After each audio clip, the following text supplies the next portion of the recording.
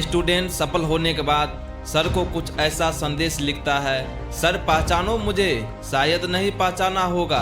आप हजारों बच्चों को पढ़ाते हो ना, पर कुछ बच्चों को आप जिंदगी भर के लिए पढ़ा देते हो। मैं उन्हीं में से एक हूँ। बात 12 साल पुरानी है। क्लास में एक सवाल था, सिंपल सा सवाल।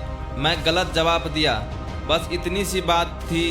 पर आपने उस दिन जो कहा वो मैंने 12 साल तक याद रखा। देखो इसे ध्यान से, ऐसे दिखते हैं वो लोग जो जिंदगी में कुछ नहीं करते। आईटी छोड़ो, यह देश पर बोझ है। पूरी क्लास हंसी थी, सर मैं नहीं हंसा। घर गया, माँ के सामने कुछ नहीं बोला। रात को चुपचाप रोया, पर उस रात एक काम किया, एक वादा किया खुद से। उस दिन के बाद मैंने खाना कम खाया, पढ़ाई ज़्यादा की, नींद कम ली, मेहनत ज़्यादा की, लोगों की बातें कम सुनी, अपने अंदर की आवाज़ ज़्यादा सुनी। आपने कहा था आईटी नहीं होगा, सच कहा था। आईटी नहीं गया मैं एनडीए किया।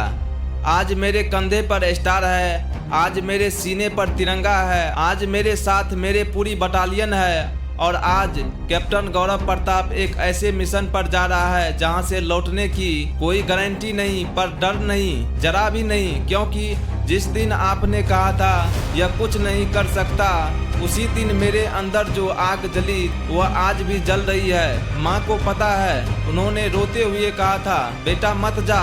मैं कहा माँ तुमने मुझे जन्म दिया, देश ने मुझे इंसान बनाया, आज देश की बारी है। पत्नी ने कुछ नहीं कहा, बस मेरे हाथ थामा, आंखों में भर आई, उसी पर उसने रो दिया। पत्नी ने कुछ नहीं कहा, बस मेरे हाथ थामा, आंख भर आई, पर उसने रोका नहीं। क्योंकि वो जानती है मैं पहले हिंदुस्तान का हूँ, फिर उसका। बहन की शादी अगले महीने है, शायद लौट आऊँ या शायद ना आऊँ, पर अगर ना आया तो उसे कहना तेरे भाई ने वो किया जो बहुत कम लोग कर पाते हैं। सर यह चिट्ठी बदले के लिए नहीं है, यह चिट्ठी शुक्रिया के लिए है। आपने मुझे तोड़ा इसलिए मैं फौलाद बन गया, आपने मुझे जलाया इसलिए मैं रोशनी बन गया, आपने कहा कुछ नहीं होगा इसलिए मैं सब कुछ बन गया। आपके किसी एग्जाम की मेरिट लिस्ट में मैं नहीं था, मेरे नाम पर जब मेरा देश अपने शहीदों को याद करेगा उस लिस्ट में मेरा